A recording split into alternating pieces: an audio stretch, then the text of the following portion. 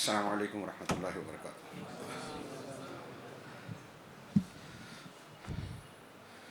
الحمد للہ رب العالمین والصلاة والسلام علی سید المرسلین وعلی آلہ وصحبہ اجمعین ومن تبعہم بإحسان الی یوم الدین۔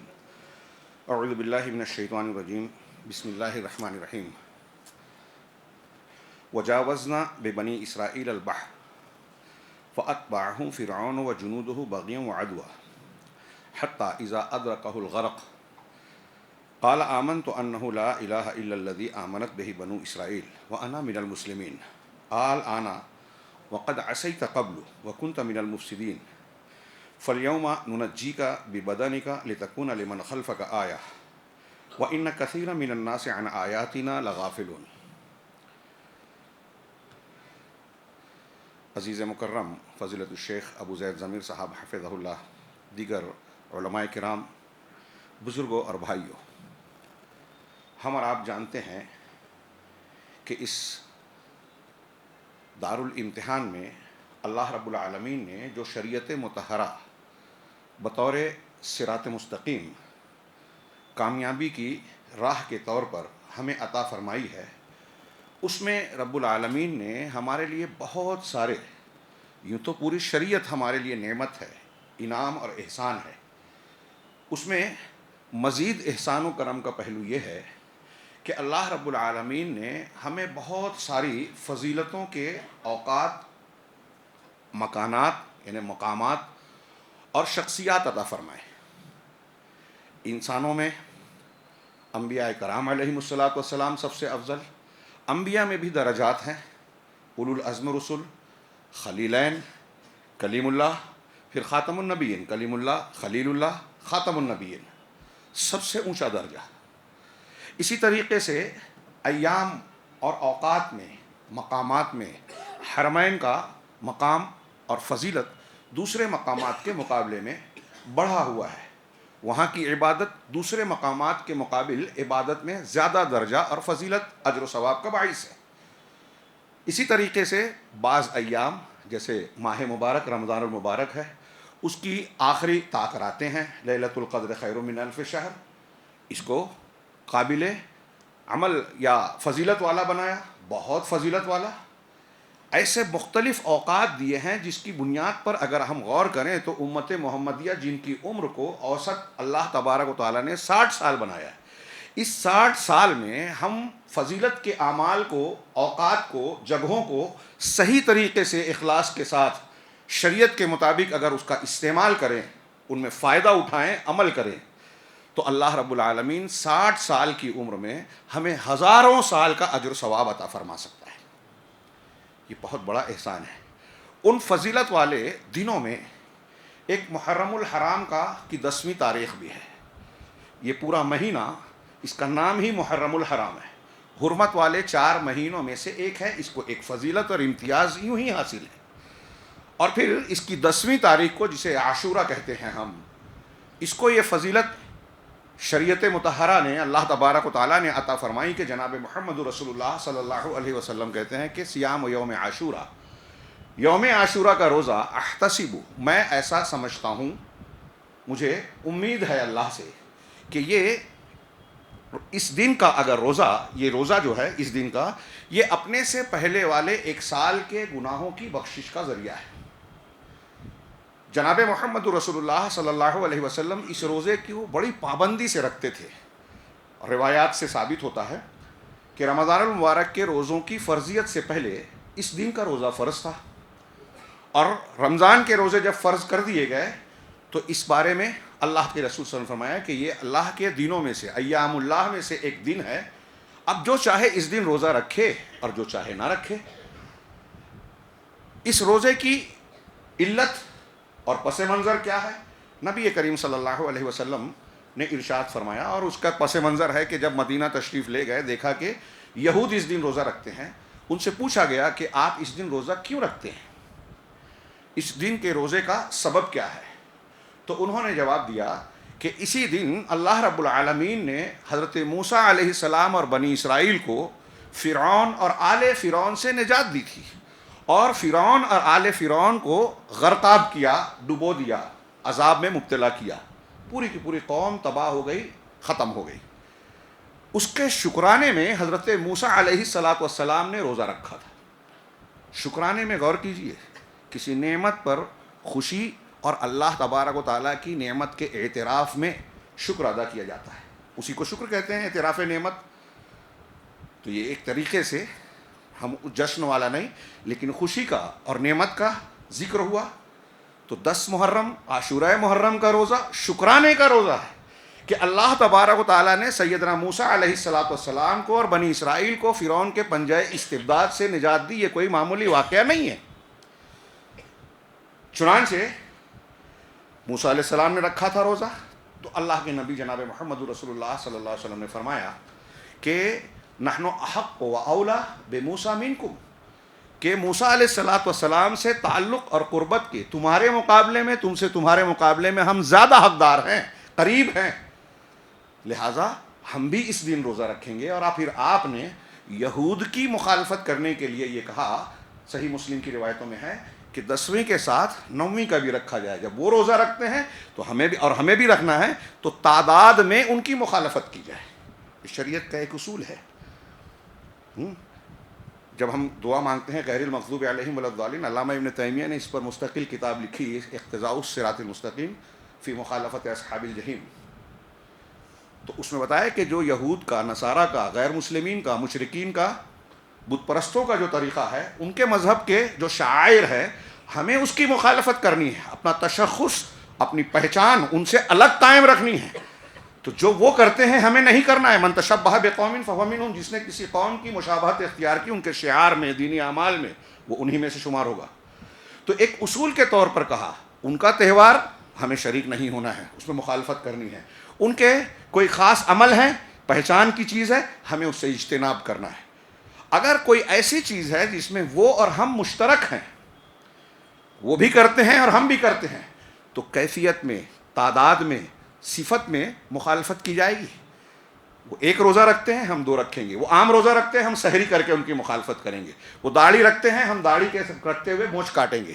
اللہ کے رسول صلی اللہ علیہ وسلم نے کہا کہ داڑھی کو غیرو، بدلو، رنگی ہینا کے ذریعے سے، یعنی مہندی لگا کر اس کو رنگو اور یہود کی مخالفت کرو۔ وہ جوتے موزے میں نماز نہیں پڑھتے، حالانکہ وہ مطابقت کرتے ہیں کہ جب حضرت موسیٰ علیہ السلام طور پر گئے اللہ کے پاس، تو اللہ تعالیٰ نے کہا تھا اخلع نعلیک انک بالوادی المقدس طویٰ، تم طویٰ کی مقدس وادی میں اپنے جوتے نکال دو۔ اس کی مطابقت میں وہ جوتا پہنے بغیر نماز پڑھتے ہیں، عبادت کرتے ہیں، جو ان کا طریقہ ہے۔ تو ہمیں کہا کہ تم کبھی کبھار ہی صحیح، انہیں میں تشریحاً کہہ رہا ہوں، جوتے میں اور موزے میں نماز پڑھو اور یہود کی مخالفت کرو۔ تو گویا یہ ایک اصول ہے۔ خیر، مقصود یہ بیان کرنا ہے کہ محرم الحرام حرمت والا مہینہ اور اس کے عاشورہ میں شکرانے کا روزہ رکھنا، شریعت اسلامیہ نے یہ تعلیم دی۔ اگر ہم کہیں کہ محرم الحرام اور عاشورے کی کیا شرعی حیثیت ہے، تو اختصار کے ساتھ یہ جو میں نے بیان کیا اس میں سمٹ گئی۔ اور اپنی تاریخ اور صحابہ اور سلف کے منہج کی مطابعت میں اگر ہم دیکھیں تو اس موقع پر ان ایام میں جس چیز کو تازہ کرنا چاہیے وہ واقعہ ہجرت ہے، واقعہ ہجرت رسول۔ جمعہ کے خطبے میں نے تھوڑا موڑا اس پر بیان کیا۔ سیرت طیبہ کا انتہائی اہم واقعہ، صحابہ کرام حضرت عمر فاروق رضی اللہ تعالیٰ عنہ کے زمانے میں مشورہ کرتے ہیں کہ دوسروں کا سن ہے، دیکھیے یہاں بھی ان غیروں کی مشابہت اختیار نہ کی جائے، اس کے لیے ان کے کیلنڈر اور تقویم کو اختیار نہ کرتے ہوئے مسلمان اپنا کوئی ایک کیلنڈر اور تقویم اختیار کریں۔ اور اگر ہم اس پر عمل کر سکتے ہیں تو ہماری تنخواہیں، ہمارا مہینہ، ہمارا سال اسی کے مطابق ہونا چاہیے، الا یہ کہ مجبوری ہو۔ تو حضرت عمر فاروق کے زمانے میں جس مشورے پر اتفاق ہوا صحابہ کرام کا، ان کی گہری بصیرت اور نگاہوں نے جس واقعے کا انتخاب کیا، وہ کون سا واقعہ تھا؟ نبی کریم صلی اللہ علیہ وسلم کی ولادت کا دن نہیں، جس دن آپ کو نبوت ملی اس دن کو نہیں، جس دن غزوہ بدر میں فتح ملی جس کو اللہ نے یوم الفرقان کہا، کوئی معمولی بات نہیں تھی، اس دن کو نہیں سن کے لیے استعمال کیا کہ اس تاریخ سے ہم اسلامی سن مقرر کرتے ہیں۔ فتح مکہ معمولی واقعہ نہیں تھا، غیر معمولی واقعہ تھا، اس دن کو بھی اختیار نہیں کیا گیا۔ پہلی وحی کے نزول جب آپ کو نبوت ملی تب بھی اس دن کو بھی اختیار نہیں کیا گیا۔ صحابہ کرام نے واقع ہجرت کا انتخاب کیا. نبی کریم صلی اللہ علیہ وسلم اس ہجرت نبوی سے پہلے مکہ کے دور کے جو واقعات اور حالات ہیں اس میں مسلمانوں کے عروج کا فلسفہ ہے کہ آپ کے ایمان کی مضبوطی، آپ کی ثابت قدمی، آپ کا اللہ تبارک و تعالیٰ پر توکل اور بھروسہ کرنا، دنیاوی طور پر بالکل قسم پرسی، بے مائگی، لیکن اللہ رب العالمین پر یقین، جذبہ ایمان سے سرشار، دنیا کی کوئی طاقت ہلا نہ سکے ایمان کے معاملے میں. اس جذبے کے ساتھ ہجرت کا واقعہ، گھر چھوڑ دینا، وطن چھوڑ دینا، رشتہ داروں کو چھوڑ دینا، برے کاموں کو چھوڑ دینا، شرک کو چھوڑ دینا، ہجرت کے تشریح میں یہ ساری چیزیں آتی ہیں. میرے فی الحال وہ موضوع نہیں ہے. اپنا گھر بار چھوڑ کر کسی نئی بستی میں، پہلے سے وہاں رہنے کا ٹھکانہ نہیں، رشتہ دار نہیں، ہوٹل نہیں، پیسہ نہیں، انتظام نہیں ہے. دنیاوی اعتبار سے میں کہہ سکتا ہوں کہ ایک اگر کوئی دنیا کا آدمی کہے تو تاریک مستقبل کی طرف سفر کرنا. لیکن اللہ تعالیٰ کے بھروسے پر یہ ہجرت کی. مولانا ابوالکلام آزاد اور دوسرے علماء نے کہا کہ اگر ہجرت نہ ہوتی، اسلامی حکومت نہ ہوتی، ہجرت نہ ہوتی، اسلام کی دنیا میں تبلیغ نہ ہوتی، ہجرت نہ ہوتی، تو بدر کی فتح نہ ہوتی، فتح مکہ نہ ہوتا، ہجرت نہ ہوتی تو حضرت ابوبکر صدیق، عمر فاروق، عثمان غنی کے ادوار میں فتوحات نہ ہوتی، اسلام کے 1/3 سے زیادہ حصے پر مسلمانوں کا غلبہ نہ ہوتا، ہجرت نہ ہوتی تو آپ اور ہم مسلمان نہیں ہوتے. اس ہجرت کے پس منظر میں صحابہ کرام کے ایمان اور ان کے جذبہ صادق کی زبردست مثالیں اور نمونے ملتے ہیں. ہمیں اگر یاد کرنا چاہیے تو ان دو چیزوں کو، واقعہ موسیٰ، فرعون، اور واقعہ ہجرت، اس میں زبردست اسباق اور دروس ہیں مسلمانوں کے لیے قیامت تک کے لیے. صحابہ کرام کی گہری نگاہیں ہمیں اور آپ کو سبق دیتی ہیں کہ اسلامی ہجری سال کو جب ذکر کریں تو اس کے پس منظر میں یہ دیکھیں کہ مسلمانوں کی فتح، ایمانی جذبے، توحید کی مضبوطی، اسلام اور دین پر ثابت قدمی، مخالفین کے سامنے صبر، ضبط، استقامت اور ڈٹ جانا، اس میں مسلمانوں کی کامیابی مضمر ہے. یہ آپ کریں گے تو آپ کو بدر فتح کریں گے، مکہ فتح کریں گے، اسلام پھیلے گا، آپ کو عزت و وقار ملے گی، اللہ رب العالمین کی طرف سے حفاظت اور نصرت ملے گی. یہ یاد کرنا چاہیے. واقعہ موسیٰ علیہ السلام کو یاد کرنا چاہیے. لیکن جیسے ہی یہ مہینہ شروع ہوتا ہے اور ہم اس بھی نئے سال میں داخل ہوئے تو ہم دیکھتے ہیں، جمعہ کے خطبے میں نے کہا کہ یہ عجوبہ ہے کہ جس دین میں بدعت سے بار بار منع کیا، رسول اللہ صلی اللہ علیہ وسلم صحابہ کرام کے سامنے ہر خطبے میں کہتے تھے کل محدثۃ بدعہ وکل بدعۃ ضلالہ، ہر نئی چیز بدعت، ہر بدعت گمراہی. اور آپ نے اعلان کیا کہ دین مکمل ہو گیا، قرآن نے اعلان کیا، آپ نے اعلان کیا کہ جو بھی ہمارے اس دین میں نئی چیز ایجاد کرے گا وہ مقبول نہیں ہے. اس کے باوجود مسلمانوں میں ہر مہینے کی زبردست اور بھرپور بدعت کا رواج ہے. سنتیں متروک ہیں، بہت سی تو مردہ ہو گئی ہیں مسلم معاشروں میں. اور محرم الحرام کے داخل ہوتے ہی اسلامی تعلیمات کا جو خاکہ تصور اور مسلمانوں کے سماج اور اعمال کا جو نقشہ لوگوں کے سامنے ابھرتا ہے وہ ان چیزوں پر مشتمل ہے جس کا اسلام سے کوئی دور دور تک تعلق ہی نہیں ہے. دین آپ کی وفات سے قبل مکمل ہو گیا اور آپ کی وفات کے 50 سال بعد واقعہ کربلا رونما ہوا. اب اس کے حوالے سے رفض اور تشیع نے جو کھیل کھیلا، ابھی آپ سماعت فرما رہے تھے صحابہ کرام رضی اللہ عنہم کے کردار اور ان کے ایمان کا نمونہ، وہ ہمارے لیے ان کا منہج اللہ کے رسول صلی اللہ علیہ وسلم اور قرآن کے فرمان کے مطابق معیار ہے. ما انا علیہ واصحابی، جنت میں جانے کے لیے کون سا طریقہ اختیار کرنے کا؟ رسول کا اور صحابہ کا. عقیدے میں، ایمان میں، عبادات میں، معاملات میں، حلال حرام میں، ساری زندگی کے معاملات میں جس کو معیار قرار دیا گیا. اب واقعہ کربلا کے حوالے سے اس مہینے کے آغاز ہی میں لوگ غم و ماتم مناتے ہیں، مخصوص قسم کے کھانے، مخصوص ماتمی لباس، مخصوص اعمال، کچھ رسم و رواج، پھر رافضیت اور تشیع، مجلسیں، فلاں چیز نہیں کھا سکتے، اس مہینے میں شادی نہیں کر سکتے، 10ویں تاریخ کو چھٹی تعطیل ہو جاتی ہے، مسلمان کاروبار دکانیں بند کر دیتے ہیں. یہ اسلامی تعلیمات کا حصہ نہیں ہے. پھر 10ویں تاریخ کو جو نوحہ و ماتم کی مجلسیں منعقد ہوتی ہے، اللہ کے رسول صلی اللہ علیہ وسلم نے فرمایا کہ وہ ہم میں سے نہیں جس نے گال پیٹے، گریبان پھاڑا، جاہلیت کی پکار پکاری. ایسے کتنے ارشادات ہیں. اللہ کے رسول بری ہیں سالقہ حالقہ سے جو ماتم اور نوحہ کرتے ہوئے چیخ چلا کر روئے.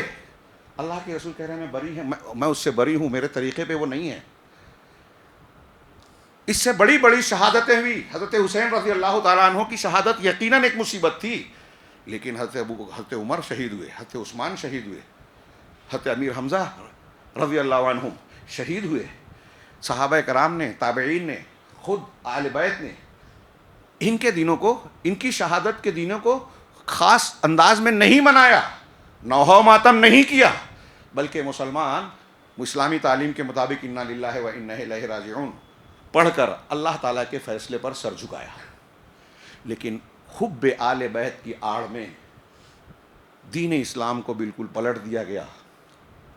اسلام کے نظام کو، جو رفض و تشیع والی بات ہم کرتے ہیں، آج ان کے اثرات سے اہل سنت والجماعت کہلانے والا طبقہ جو قرآن و حدیث کو ماننے کا دعوے دار ہیں، ان میں ہم دیکھتے ہیں کہ رافضیت و تشیع کے کتنے زبردست اثرات ہمارے عقائد میں، ہمارے اعمال میں، ہمارے رسم و رواج اور طور طریقوں میں، اور خاص طور سے ان ایام میں محرم الحرام کے پہلے عشر عاشورہ تک صاف صاف دکھائی دیتے ہیں. شیر باغ، سبیل، تازیہ اور نہ جانے کیا کیا. پھر واقعہ کربلا میں یزید کو برے شکل میں پیش کیا جاتا ہے. اب ان کے والد صحابی رسول حضرت امیر معاویہ رضی اللہ تعالیٰ عنہ، جو نبی کریم صلی اللہ علیہ وسلم کے برادر نسبتی ہیں، جن کو ہم سالہ کہتے ہیں، ام المومنین حضرت ام حبیبہ کے سگے بھائی، کاتبین وحی میں سے، یہ کوئی چھوٹی معمولی بات نہیں ہے. اور آپ نے ابھی جو صحابہ کرام کے فضائل سنے، صحابہ میں درجات ہو سکتے ہیں لیکن صحابیت کا مقام انہیں بھی حاصل ہے. ہمارے اسلاف کہتے ہیں کہ عمر بن عبدالعزیز اور دوسرے کچھ لوگ، ان کے مقابلے میں کسی نے پوچھا کہ یہ افضل ہے، وہ افضل، تو کہا کہ حضرت امیر معاویہ نے نبی کریم صلی اللہ علیہ وسلم کے ساتھ جو سفر کیا، اور اس سفر میں، سفر جہاد ہو یا جو بھی، اس میں جو ان کی ناک میں گرد و غبار گیا، وہ بھی عمر بن عبدالعزیز رحمہ اللہ سے زیادہ فضیلت والا ہے. اب جب امیر معاویہ، یزید کے حوالے سے امیر معاویہ متہم ٹھہرے، تو امیر معاویہ کو امیر شام مقرر کرنے والے عمر فاروق تھے. اس کے بعد عثمان غنی ان کو برقرار رکھنے والے تھے. ان کے حوالے سے اب ان کو بھی طعن و تشنیع کا نشانہ بنایا گیا، اور تمام صحابہ کرام جو ہے وہ جرم کے کٹہرے میں کھڑے کر دیے گئے. واقعہ کربلا کے تناظر میں صحابہ کرام کی ناموس کا یہ شکار ہمارے یہاں بالکل عام ہے، اور اس کی ایک وجہ دینی تعلیمات سے انتہائی شدید قسم کی جہالت اور دین کے خلاف سازش کا انتہائی شدت سے شکار ہونا ہے. تو ہجرت کے واقعے میں نبی کریم صلی اللہ علیہ وسلم کا عظیم الشان واقعہ اور اس سے متعلقہ افراد اور اس کے پس منظر میں صحابہ کرام سابقون الاولون کی قربانیاں، یہ یاد کرنی چاہیے. اور دوسرے نمبر پر جس واقعے کا میں نے آج سوچا ذکر کروں، وہ ہے حضرت موسیٰ علیہ السلام کا واقعہ اور قصہ.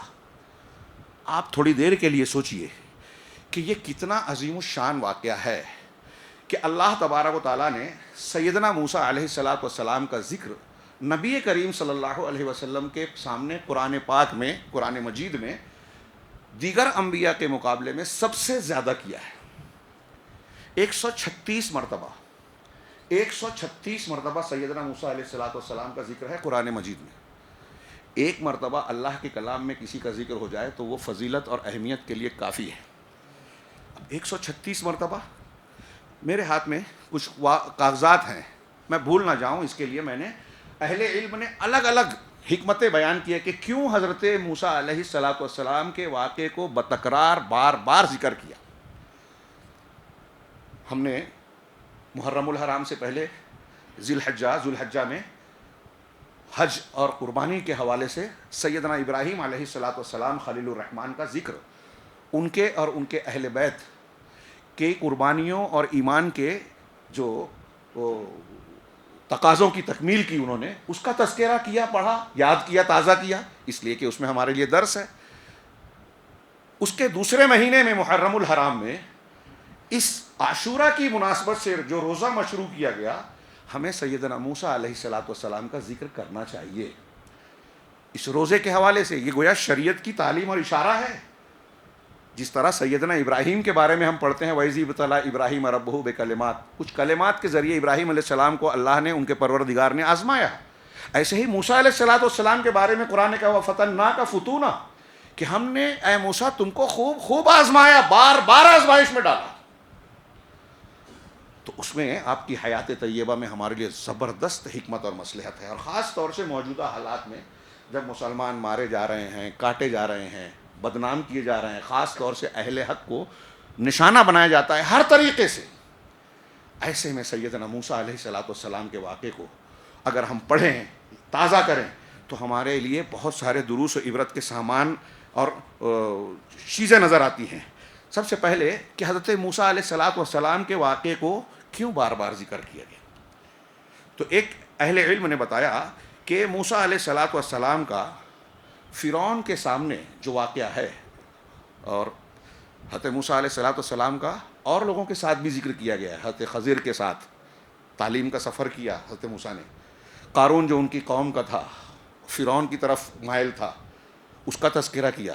اور بھی واقعات ہیں، لیکن فرعون کے ساتھ جو واقعہ ہے اور اس کی قرآن نے بار بار تکرار کر کے ہم کو ذکر کیا، یاد دہانی کرائی، تو اس کا کہہ رہے ہیں کہ یہ اعظم القصص والعبر، قصوں اور واقعات میں انتہائی عظیم اور عبرت کے اعتبار سے انتہائی عظیم الشان ہے، جو اس کے لائق ہے کہ اس کو بار بار ذکر کیا جائے اور مسلمانوں کے ذہن و دماغ میں اس کو مضبوطی سے بٹھایا جائے. کیوں؟ اس لیے کہ یہ حق اور باطل کی جنگ کا سب سے اعلیٰ اور بہت بڑا نمونہ ہے.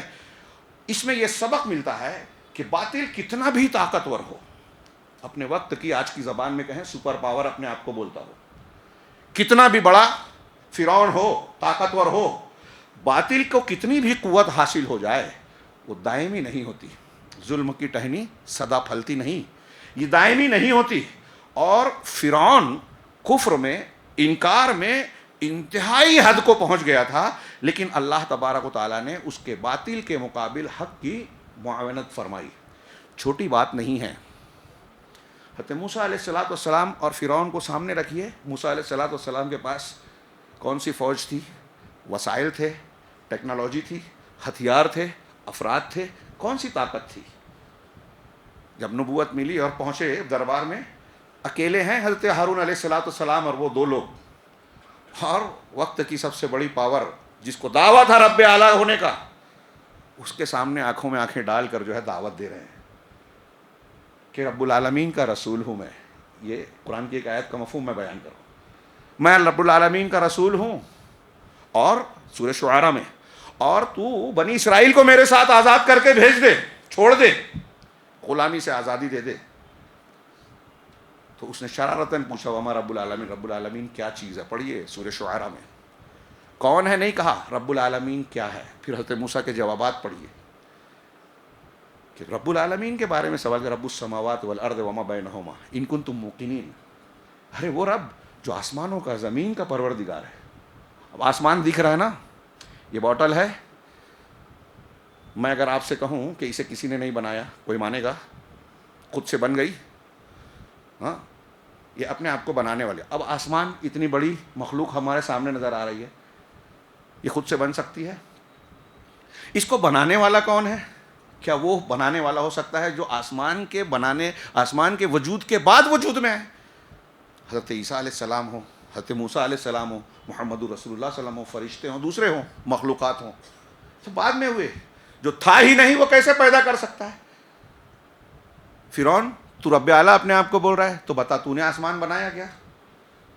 تیرے ابو امی نے بنایا؟ وہ رب العالمین وہ ہے جو آسمان و زمین کا اور آسمان زمین کے درمیان کی ساری مخلوقات کا پروردگار پالنہار ہے، اگر تم یقین رکھو. پھر حضرت موسیٰ کے جوابات دیکھیے، میں اس تفصیل میں فی الحال نہیں جاتا. حضرت موسیٰ علیہ السلام بظاہر انتہائی کمزور، دنیاوی اعتبار سے وسائل سے محروم، طاقت قوت نہیں ہے، اور فرعون وقت کی سب سے بڑی طاقت، اس وقت کی ٹیکنالوجی جو بھی میزائل وغیرہ تھے سب تھے اس کے پاس. آج ٹیکنالوجی دیکھ کر ہمارے نوجوان جو ہے بولتے ہیں ارے وہ تو ایسا. عجیب ظاہر پرستی، مادہ پرستی ہے. میں کبھی کبھی سوال کرتا ہوں، یاد دہانی کے تھوڑی دیر کے لیے سوچئے کہ اگر موسیٰ علیہ السلام کو ویسی طاقت، قوت، حکومت حاصل ہوتی جیسی فرعون کو تھی، اور فرعون موسیٰ علیہ السلام کی طرح کمزور بظاہر دنیاوی اعتبار سے کوئی طاقت والا نہیں ہوتا، تو فرعون کے پیچھے کتنے لوگ ہوتے ہیں؟ امتحان ہوتا ہی نہیں۔ میں اس لیے یہ بات کہہ رہا ہوں کہ ہمارے نوجوان اور نئے طبقہ ظاہر بھی نگاہیں جو ہیں وہ وقت کی باطل پرست قوتوں، طاقتوں کو دیکھ کر کبھی کبھی دل میں یا کبھی زبان سے شکوہ شکایت کرتی ہیں۔ ارے دیکھیے وہ مسجدیں توڑ رہے ہیں، اوقاف پر قبضہ کر رہے ہیں، مسلمانوں کو قتل کر رہے ہیں، پورے غزہ کو جو ہے کھنڈر بنا دیا، قبرستان بنا دیا، پھر بھی ان کے پاس حکومت ہے، پھر بھی ان کے پاس طاقت ہے۔ ہاں، یہ اللہ رب العالمین کی حکمت ہے، مشیت ہے، امتحان ہے۔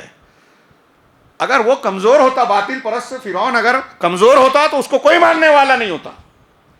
تبھی تو امتحان ہوتا ہے کہ آپ حق اور دلیل کو جاننے کے بعد یہ سوچ کر کے میں دلیل کی اتباع کروں، اس کے لیے مجھے مصیبتیں جھیلنا پڑ سکتی ہیں، تب آپ حق کو مانیں، تب کمال ہے، تب آپ امتحان میں کامیاب ہیں۔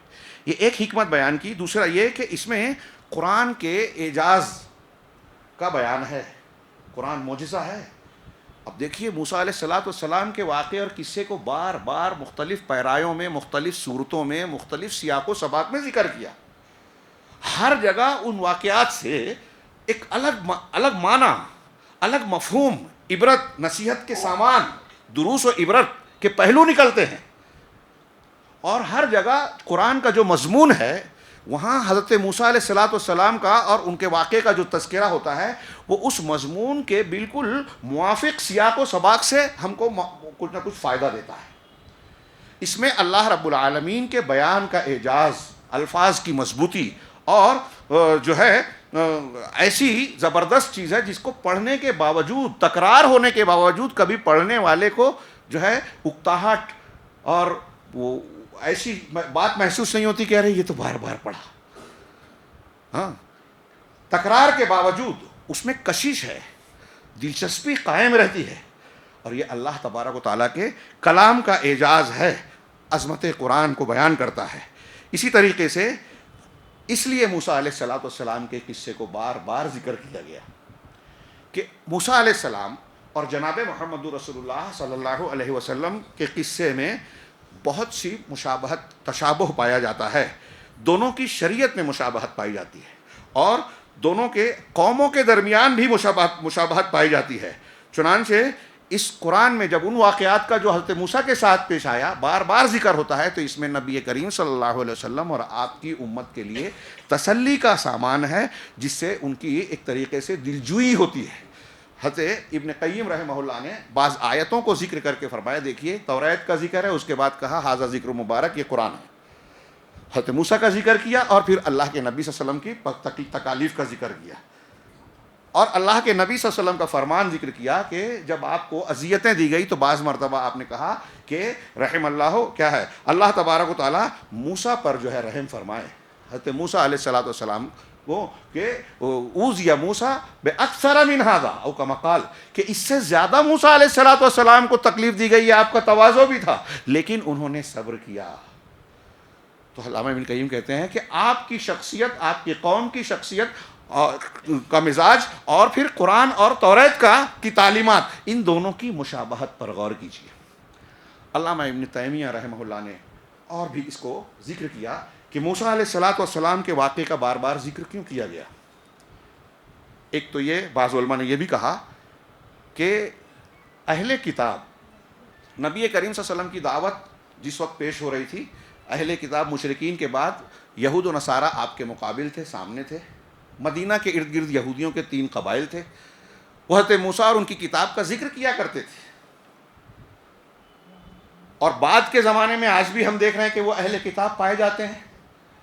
تو اللہ تبارک و تعالیٰ نے حضرت موسیٰ علیہ السلام کا ذکر کر کے ان پر حجت پوری کی بار بار، ایک ان کے لیے اور ہمارے لیے اس لیے پیش کیا کہ حضرت موسیٰ علیہ السلام کے واقعات دیگر انبیاء کے مقابلے میں زیادہ تفصیلی ہیں، ان کی امت اور ان کے درمیان زیادہ معاملات اور احکامات کا معاملہ ہوا دوسرے انبیاء کے مقابلے میں، لہٰذا ان کی تفصیلات میں ہمارے لیے درس عبرت ہے کہ وہ جو مختلف نشیب و فراز اور مختلف حالات میں موسیٰ علیہ الصلوۃ والسلام نے جو موقف اختیار کیا ہم اسے اختیار کریں. اور یہ ہمارے لیے بھی یعنی ان کے واقعات کی تفصیل میں اور ہمارے معاملات میں کافی مشابہت ہے، درس عبرت ہے. نمبر ایک، حضرت علامہ ابن تیمیہ کہتے ہیں کہ اس لیے بار بار ذکر کیا گیا موسیٰ علیہ السلام اور فرعون کا واقعہ کہ حق و باطل کے معرکے میں اگر آپ دیکھیے تو حضرت موسیٰ اور فرعون دو حق اور باطل کی انتہا پر قائم تھے. حضرت موسیٰ علیہ الصلوۃ والسلام کلیم اللہ، بنی اسرائیل کے میں جو کہنا چاہتا تھا پہلے قول میں، بنی اسرائیل کے انبیاء میں سب سے زیادہ فضیلت والے نبی ہیں. اہل علم نے عقیدے کی کتابوں میں جو درجات بتائے، اولو العزم رسولوں میں 5، ان میں 2 خلیلین سب سے اونچے درجے کے اللہ کے رسول صلی اللہ علیہ وسلم، اس کے بعد حضرت ابراہیم، اور حضرت ابراہیم کے بعد سب سے اونچا درجہ کلیم اللہ موسیٰ علیہ الصلوۃ والسلام کا ہے.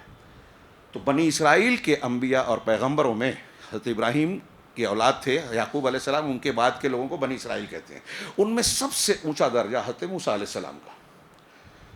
تو حضرت موسیٰ علیہ الصلوۃ والسلام توحید اور ایمان کے تقاضوں کو پورا کرنے والے سب سے اعلیٰ شخص، اللہ تبارک و تعالیٰ سے نبی کریم صلی اللہ علیہ وسلم کے علاوہ وہ واحد شخص ہیں جنہوں نے بلا کسی واسطے کے براہ راست بات چیت کی طور پر، جیسا کہ قرآن میں ذکر ہے. تو وہ کلیم اللہ تھے، ایمان کے اعلیٰ درجے پہ تھے. اور اس کے بالمقابل فرعون جو تھا وہ ساری نشانیوں کو دیکھنے کے باوجود انتہائی شدت سے حق کا انکار کرنے والا تھا. علامہ تیمیہ نے کہا کہ کفار و مشرکین میں بھی آپ کو اکثر و بیشتر جو مخالفین معاندین ہیں وہ اللہ کو ماننے والے ضرور ملیں گے، رب العالمین کو. یہ واحد شخص ہے کفر کے سرداروں میں تاریخ میں جس نے یہ سوال کیا وما رب العالمین، رب العالمین کیا ہے، اور اپنے آپ کو کہا میں تمہارا پروردگار رب اعلیٰ ہوں، انا ربکم الاعلیٰ، اور میرے علاوہ میں کسی کو تمہارا معبود نہیں جانتا. یہ دعویٰ اس نے کیا. انتہا درجے کا انکار، کفر اعلیٰ ترین، اور پھر حق کی مخالفت میں جو کر سکتا تھا اس نے کیا. تو اس اعتبار سے اس کا انتہائی شدید ہونا اور اپنے مخالفین کے تعلق سے ظلم و ستم کی انتہاؤں کو اختیار کرنا، قوت و طاقت سے ان کو دبانے کی کوشش کرنا، اس کے باوجود اس کا سرنگوں اور مفتوح ہو جانا، اللہ کے عذاب کا شکار ہو جانا. موسیٰ علیہ السلام اور بنی اسرائیل کا جب مقابلہ کیا جائے فرعون سے اور اس کے لشکر سے تو کچھ بھی نہیں تھے. جب دریا میں کہتے ہیں بحر احمر میں جب داخل ہوئے تو بعض تاریخی روایات یہاں تک کہتی ہیں کہ اس کے صرف گھوڑ سوار 1,00,000 سے زیادہ تھے. پورے کے پورے کتنا ہتھیار، کتنا. دیکھیے اس زمانے میں غور کیجئے کہ بنی اسرائیل بالکل یعنی خستہ حال، غلامی کی لمبی زندگی کے بعد ان کے حوصلے بھی ٹوٹے ہوئے تھے. حضرت موسیٰ علیہ الصلوۃ والسلام کے ساتھ آنکھوں سے اپنے بہت سے معجزات اور نشانیاں اللہ کی دیکھی تھی، اس کے باوجود شکوے شکایت کرتے ہیں. اوذینا من قبل ان تأتینا ومن بعد ما جئتنا، کیا ہے موسیٰ تمہارے آنے سے پہلے بھی ہم ستائے جا رہے تھے، تمہارے آنے کے بعد بھی تکالیف کا شکار، دیکھنے کے باوجود شکایت کر رہے ہیں. حضرت موسیٰ تسلی دیتے تھے، استعینوا باللہ واصبروا، اللہ سے مدد حاصل کرو اور صبر کرو. کتنا زبردست. تو یہ 2 جملہ یاد رکھ لیجئے محرم کے حوالے سے، عاشورہ کے حوالے سے. استعینوا باللہ واصبروا، یہ موسیٰ علیہ السلام کا جملہ قرآن نے نقل کیا سورہ یونس میں. اے قوم کے لوگوں اللہ سے مدد طلب کرو اور صبر کرو. کوئی ہتھیار نہیں تھا، مقابلے کی طاقت نہیں تھی. آج کی زبان میں بولیں کوئی میزائل، کوئی بندوق، کوئی ہتھیار نہیں تھا. بلکہ جب موسیٰ علیہ الصلوۃ والسلام کے ساتھ دریا کے کنارے قائم ہیں اور فرعون کا لشکر آتے دیکھا تو کہا قال اصحاب موسیٰ انا لمدرکون، اے موسیٰ ہم تو گھیر لیے گئے، اب بچنے کا کوئی راستہ نہیں ہے. کوئی مقابلہ کر سکتے تھے وہ، اس میں غلامی، بے حوصلہ لوگ، بوڑھے، بچے، عورتیں، سب لوگ ہیں. ان کو اللہ تعالیٰ نے نجات دی.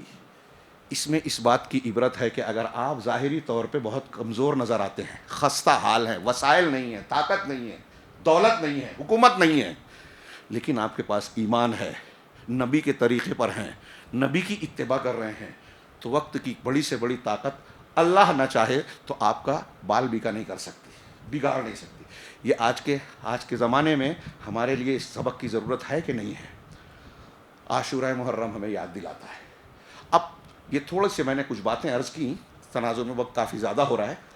واقعے کا تھوڑا سا تھوڑی سی یاد دہانی کرائیں. حالانکہ ظاہر سی بات ہے قرآن نے جس واقعے کا بار بار ذکر کیا مختلف پہلوؤں کا، تو ایک جگہ اگر اس کی تفصیل میں جائیں تو شاید لمبا وقت درکار ہوگا، شاید کہ یقیناً تو اس کی تمام تفصیلات اور جزیات کو پیش نہیں کیا جا سکتا. کچھ باتیں، اور آپ اس پر مزید غور کیجئے، پڑھیے مفسرین کی تفصیلات کو، حدیث کے بیانات کو. بہرحال حضرت موسیٰ علیہ الصلاۃ والسلام کی ولادت بنی اسرائیل میں ہوئی.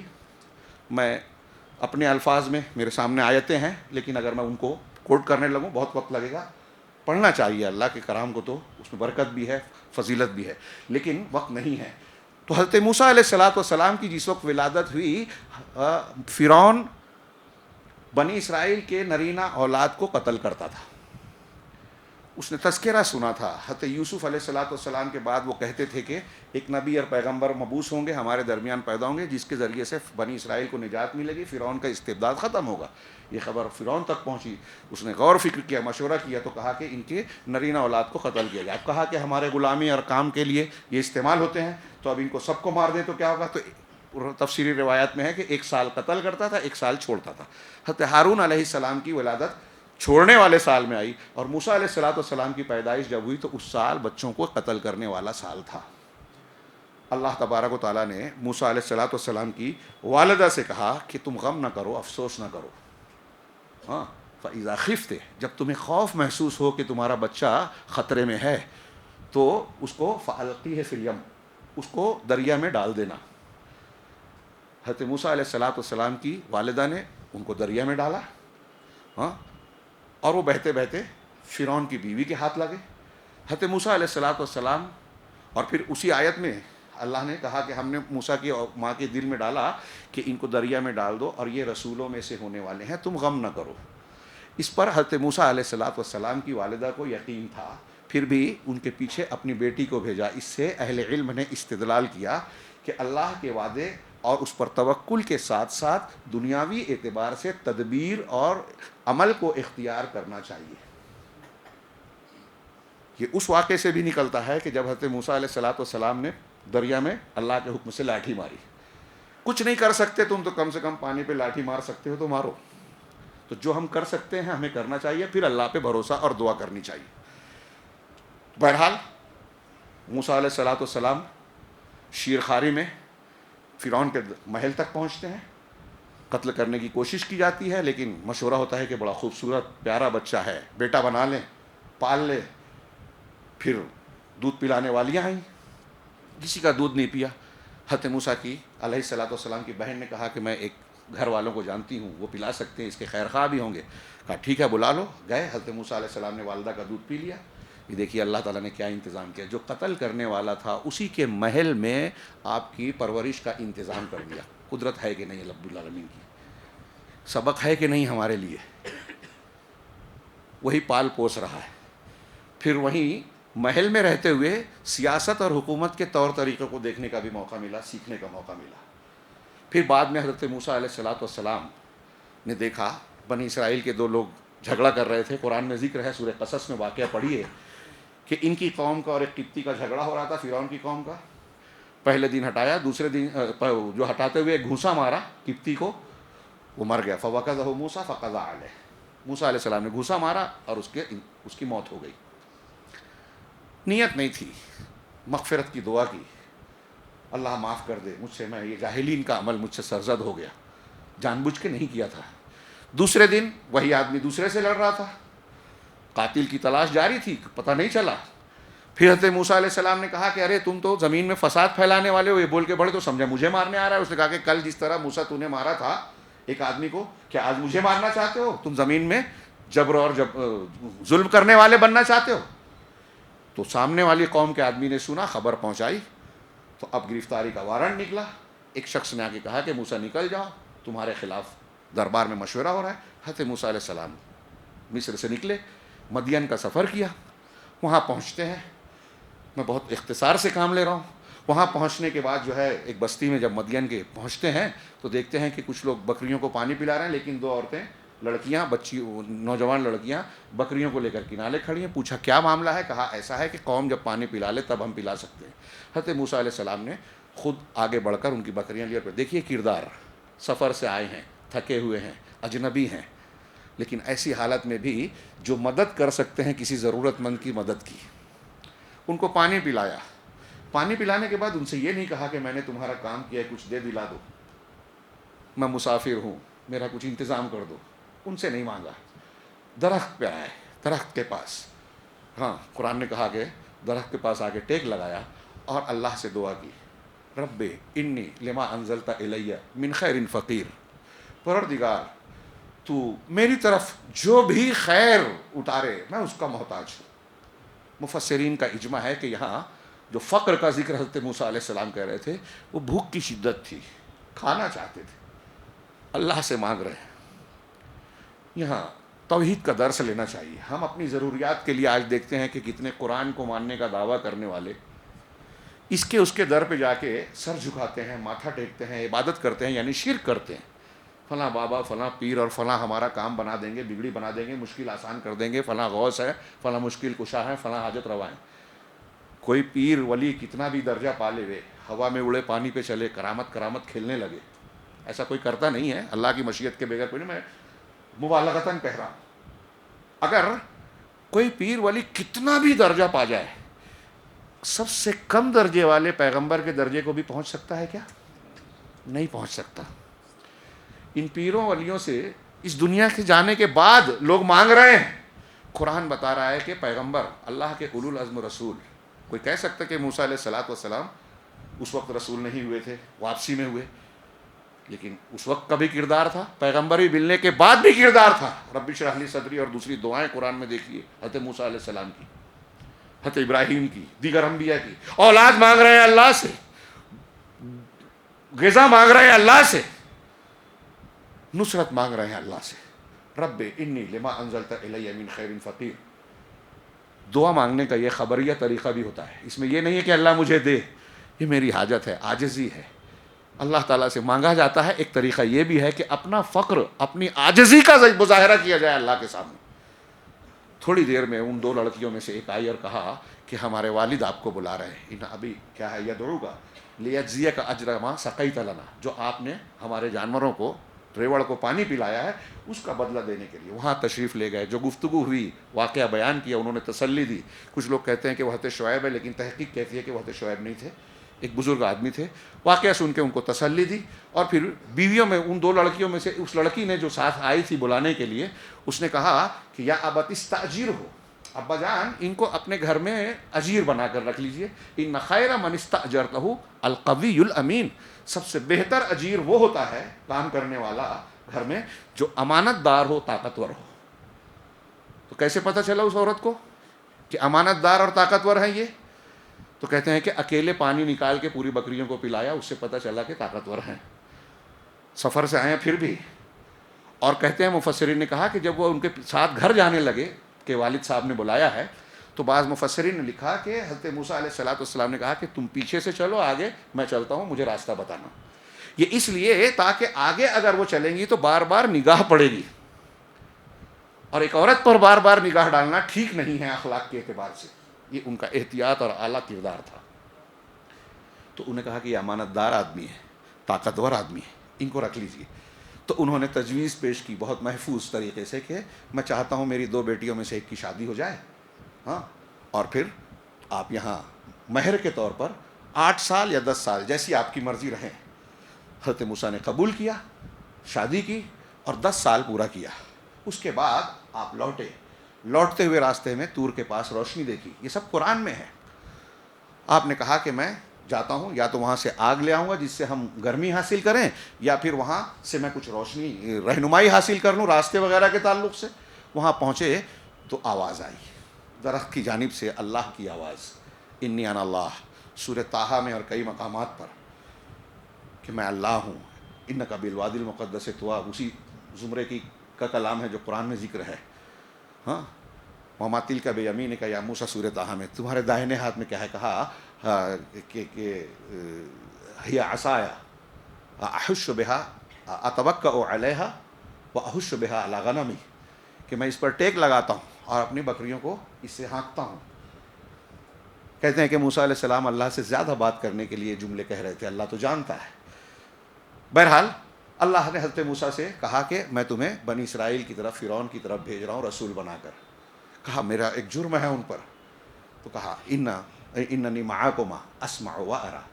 حضرت موسیٰ نے کو جب نبوت دی جانے لگی تو انہوں نے کہا کہ وجعل لی وزیرا من اہلی ہارون اخی رب اشرح لی صدری والی دعا کے اخیر میں، وجعل لی وزیرا من اہلی، میرے گھر میں سے میرا ایک مددگار بنا دے، ہارون کو جو میرے بھائی ہیں ان کو بھی میری اشریک فی امری، میرے معاملے میں ان کو شریک کر دے، یعنی نبوت ان کو بھی دے دے، کہ نسبحک کثیرا، تاکہ ہم تیری تسبیح زیادہ سے زیادہ بیان کریں۔ دیکھیے کیا انداز ہے، دو رہیں گے تو زیادہ تسبیح کریں گے، دو رہیں گے تو زیادہ قوت سے کام کریں گے۔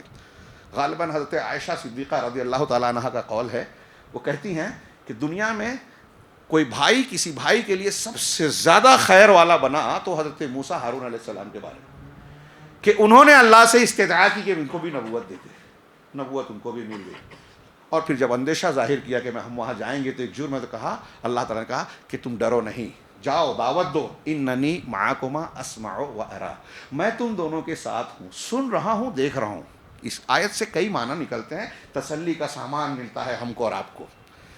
میں تم دونوں کے ساتھ ہوں، اللہ ساتھ کیسے ہے؟ ہمارے ہاں کچھ لوگ کہتے ہیں اہل تصوف، اور کچھ لوگ ہندوستان میں اللہ ہر جگہ ہے اپنی ذات کے ساتھ، بالکل غلط ہے، بدعقیدگی ہے، کفر والی بات ہے۔ اللہ عرش کے اوپر مستوی ہے، علم قدرت احاطے کے ساتھ ہر جگہ ہے، اور اپنے متقی پرہیزگار صبر کرنے والوں بندوں کے ساتھ اس کی مدد بھی ہوتی ہے، اس اعتبار سے ساتھ ہے، اور یہ حقیقی معنی ہے معیت کا، ساتھ کا۔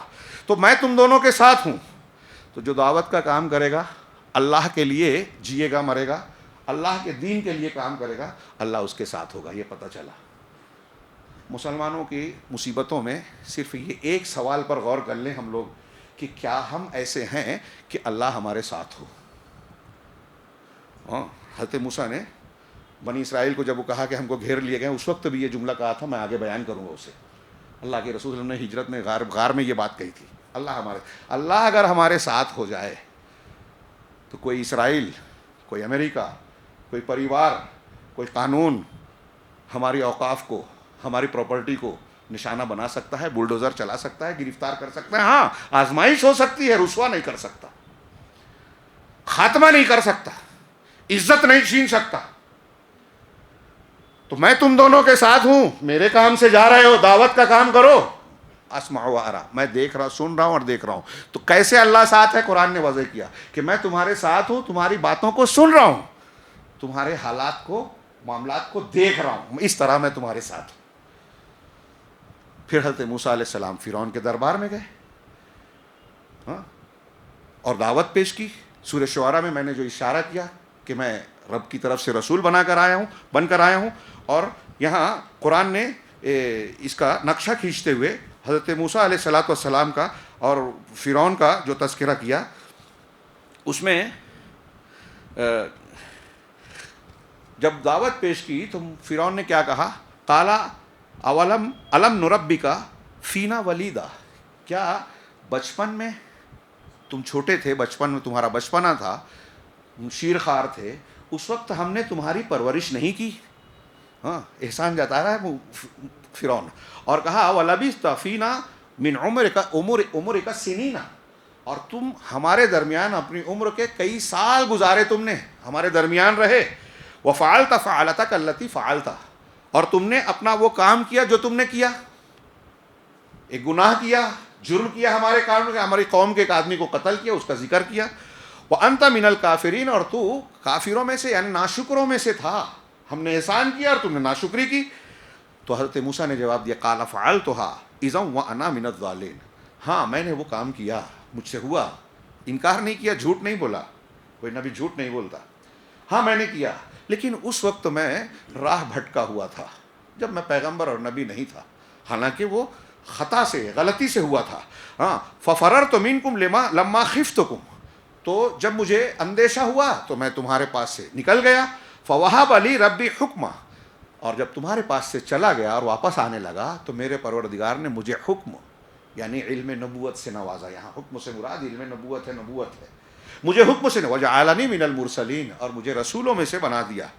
ذَلِكَ نِعْمَةٌ تَمُنُّهَا عَلَيَّ أَنْ عَبَّدْتَ بَنِي اسرائیل، اور تو نے جو مجھ کو پالا یا میں تمہارے درمیان محل میں رہا کئی سال، تو کیا اس نعمت کا احسان کو تو جتا رہا ہے؟ اس احسان کے نتیجے میں تو یہ کہہ رہا ہے کہ تو نے بنی اسرائیل کو اپنا غلام بنا رکھا ہے؟ اس کا اس سے کیا تعلق ہے؟ میں تمہارے درمیان رہا، ٹھیک ہے، تو بنی اسرائیل کو تو نے غلام بنایا، تو نے تو مجھ سے پہلے سے بنا رکھا ہے، اس کا اس سے کیا تعلق ہے؟ ہاں، تو کہا قال فرعون، کیا ہے، اولو جئتک بشیء مبین، ہاں، کیا میں نے، کیا حضرت موسیٰ نے کہا کہ میں تمہارے پاس کھلی ہوئی دلیل نہیں لایا؟ اور پھر اس کے بعد اس کا مکالمہ ہوا کہ میں رسول رب العالمین کا رسول ہوں. تو پھر اس نے پوچھا رب العالمین کیا ہے؟ حضرت موسیٰ کے کئی جوابات ہیں، وہ جو میں نے جس میں سے ایک جملہ آپ کے سامنے ابھی پیش کیا تھا. پھر اس کے بعد موسیٰ علیہ الصلوۃ والسلام سے پوچھا کہ کوئی دلیل اور کوئی نشانی لائے ہو کیا؟ تو اس نے حضرت موسیٰ علیہ الصلوۃ والسلام کو جو طور پر اللہ نے 2 نشانیاں دی تھیں، عصا، جب اس کو زمین پر چھوڑا تو وہ اژدہا بن گیا، جب ہاتھ اپنا داہنا ہاتھ اپنے بغل میں ڈال کر نکالا تو وہ ہتھیلی چمکنے لگی بغیر کسی بیماری کے. کہا یہ نشانی ہے. تو کہا فرعون نے اور اس کے دربار والوں نے کہ یہ تو جادوگر ہے، ہاں، جادو کے ذریعے سے حکومت ہتھیانا چاہتا ہے، اور تمہارے جو طریقۃ المثلیٰ بعض جگہ جو تمہارا مثالی طریقہ چلا رہا ہے، باپ دادا کے مشرکانہ طریقے کو باطل پرست جو ہے اعلیٰ ترین مانتے ہیں. تو اس نے کہا کہ تمہارے باپ دادا کا جو طریقہ ہے اس سے ہٹانا چاہتا ہے تم کو، اور تم کو جو ہے تمہارے اس زمین پر اپنے آپ کو جو حاکم بنانا چاہتا ہے. تو کیا کیا جائے؟ درباری لوگوں نے بھی اس مکالموں کے بیچ میں الگ الگ موقع پہ کہا کہ کیا موسیٰ اور ہارون کو تو فساد پھیلانے کے لیے فرعون چھوڑ دے گا؟ ان کا کچھ علاج کر. موسیٰ علیہ السلام دعوت دے رہے تھے توحید کی، قوم درباری لوگ کہہ رہے ہیں کہ فساد پھیلا رہے ہیں. آج بھی جو حق کی دعوت دیتا ہے بولتے ہیں یہ اختلاف پھیلا رہا ہے، یہ انتشار کی دعوت دے رہا ہے، جو توحید پھیلاتا ہے. بہرحال حضرت موسیٰ علیہ الصلوۃ والسلام کو کہا کہ جادوگر ہے، تو کہا ٹھیک ہے، جادوگروں کو بلایا جائے اور اس کا مقابلہ کیا جائے. ہاں، تو حضرت موسیٰ علیہ السلام نے جو ہے، میں اپنے ہی الفاظ میں بیان کر دوں، وقت زیادہ ہو رہا ہے، کہ جادوگروں ہرکاروں کو بھیجا گیا، جادوگروں کو جمع کیا گیا، اکٹھا ہوئے، ایک دن مقرر ہو. یوم الزینہ کا لفظ قرآن نے استعمال کیا، خاص دن تھا کوئی، اس میں ضحیٰ چاشت کے وقت مقابلہ رکھا گیا. اب سامنا ہو رہا ہے یہ فرعون کی مخالفت، حق کو دبانے کی کوششیں دیکھیے. تو جادوگر آ کے فرعون سے کہتے ہیں کہ اگر ہم نے شکست دے دی اور غالب آ گئے تو کیا ہم کو کچھ بجرا اجر ملے گا؟ اجر کا لفظ ہے، انعام ملے گا. ہاں، انعام، ہاں، انکم اذن لمن المقربین. اتنا ہی نہیں، تم مقربین دربار میں میرے مقرب اور قریبی بن جاؤ گے. ایک صاحب نے لکھا کہ اس کو آج کی زبان میں یوں کہہ لیجئے کہ جب ایک بادشاہ دربار میں قریبی بول رہا ہے تو سمجھ لیجئے کہ میرے دربار میں تم کو کرسی ملے گی. آج کی سیاسی زبان میں کرسی دے دوں گا تم کو. بہرحال سامنا ہوا. حضرت موسیٰ علیہ الصلوۃ والسلام نے جادوگروں کو سمجھانے کی کوشش کی کہ دیکھو، یہ تم اپنے پروردگار پر افطرا پردازی نہ کرو، شرک اور کفر کا ساتھ دے کے حق کی مخالفت مت کرو، ورنہ اللہ تم کو سخت عذاب میں مبتلا کرے گا. اور ان کو سمجھانے کی کوشش کی. تو وہ آپس میں پہلے چیمے گوئیاں کرتے ہیں. قرآن کا بیان کو میں اپنے الفاظ میں بیان کر رہا ہوں. تو اس کے بعد پھر بالآخر طے ہوتا ہے کہ نہیں، مقابلہ کیا جائے. جادوگر کہتے ہیں کہ موسیٰ آپ اپنا کرتب یا اپنا عمل پیش کریں گے ان کے الفاظ میں، یا ہم پیش کریں؟ تو حضرت موسیٰ نے کہا کہ تم پیش کرو. اگر حضرت موسیٰ براہ راست پیش کر دیتے تو اس معجزے کی تاثیر کا وہ عمل ظاہر نہیں ہوتا جو پہلے جادوگروں کے پیش کرنے پر ہوا. جادوگروں نے اپنی رسیوں کو، لاٹھیوں کو چھوڑا اور اپنے جادو کے اثر سے یہ کوشش کی کہ وہ دوڑتے حرکت کرتے نظر آئیں. سورہ طٰہٰ میں اللہ نے کہا فَإِذَا حِبَالُهُمْ وَعِصِيُّهُمْ يُخَيَّلُ إِلَيْهِ مِنْ سِحْرِهِمْ أَنَّهَا تَسْعَىٰ. یہ آیت دھیان میں رکھیے گا. ہمارے یہاں کچھ لوگ کہتے ہیں صاحب تدبر قرآن امین صلاحی اور دوسرے کے نبی پر جادو کا اثر نہیں ہو سکتا. یہ قرآن کی آیت ہے سورہ طٰہٰ میں. اللہ نے فرمایا کہ فَإِذَا حِبَالُهُمْ وَعِصِيُّهُمْ، ان کی رسیاں اور ان کی لاٹھیاں، يُخَيَّلُ إِلَيْهِ، لفظی ترجمہ کر رہا ہوں، غور سے دھیان دیجیے، ان کی طرف یہ خیال گزرا، ان کی طرف موسیٰ علیہ السلام من سحرہم، ان کے جادو کی وجہ سے، ان کے جادو کے اثر سے حضرت موسیٰ کو یہ خیال لگا، کیا؟ انہا تسعیٰ، کہ وہ دوڑ رہے ہیں. سینکڑوں بلکہ کچھ کہتے ہیں کہ کئی ہزار کی تعداد میں آپ کے اور ہمارے سامنے کئی ہزار رسی لاٹھیاں اس طرح دوڑیں کہ سانپ کی طرح لگے. سانپ کا لفظ نہیں ہے لیکن اس سے جب رسیاں دوڑیں گی تو سانپ ہی کی طرح لگیں گی. توریت وغیرہ میں سانپ کا ذکر ہے, قرآن میں نہیں ہے. تو خوف تو ہوگا. قرآن نے کہا فَأَوْجَسَ فِي نَفْسِهِ خِيفَةً مُوسیٰ, موسیٰ نے اپنے دل میں خوف محسوس کیا. جادو کا اثر ہوا کہ نہیں ہوا؟ پیغمبر پہ ہوا کہ نہیں ہوا؟ صاحب تدبر نے کہا کہ کچھ دیر کے لیے ہوا. تو کتنی دیر کے لیے ہوگا تو نبی ہوں گے, کتنی دیر کے لیے ہوگا تو نبی نہیں رہیں گے؟ کوئی ایسا قاعدہ ان سے پوچھا جائے؟ بکواس کرتے ہیں. یہ توحید کی دلیل ہے کہ نبی بھی بشر ہوتے تھے. کچھ لوگوں نے کہا جو جادو کو نہیں مانتے کہتے ہیں کہ اس کی حقیقت ہے کہ وہ حقیقت میں دوڑ نہیں رہے تھے, موسیٰ کو ایسا لگا. علامہ ابن تیمیہ کے سامنے کچھ مناظرہ کرنے والوں نے یہی بات کہی تو انہوں نے کہا کہ ٹھیک ہے, اگر یہ چیز ایک شے ہے, جیسے میں بھی کہہ رہا ہوں آپ سے کہ یہ بوتل ہے, یہ مجھے موبائل دکھنے لگے, بوتل کی وجہ آپ ایسا عمل کر کے بتاؤ, یہ بوتل ہی رہے لیکن مجھے موبائل دکھے, اگر ایسا ہو رہا ہے تو یہی جادو ہے. یہ بھی جادو کی ایک قسم ہے, چاہے وہ حقیقت میں نہ بدلے. تو بہرحال اثر ہوا. تو جب لاٹھی رسیاں دوڑنے لگی اور حضرت موسیٰ علیہ السلام ڈر گئے, اللہ تعالیٰ نے کہا کہ ڈرو نہیں, ڈرو نہیں. وَأَلْقِ عَصَاكَ, اپنی لاٹھی کو ڈالیے. حضرت موسیٰ نے لاٹھی ڈالی. واقعہ آپ جانتے ہیں لیکن اس میں غور کیجیے, اللہ کی مدد. اس نے سانپ کی شکل یا اژدہے کی شکل اختیار کی اور ساری لاٹھی رسیوں کو نگل لیا. یہ معاملہ دیکھ کر جادوگر سب کے سب متاثر ہوئے, سب سجدہ ریز ہو گئے اور کیا کہا؟ آمنا برب موسیٰ و ہارون.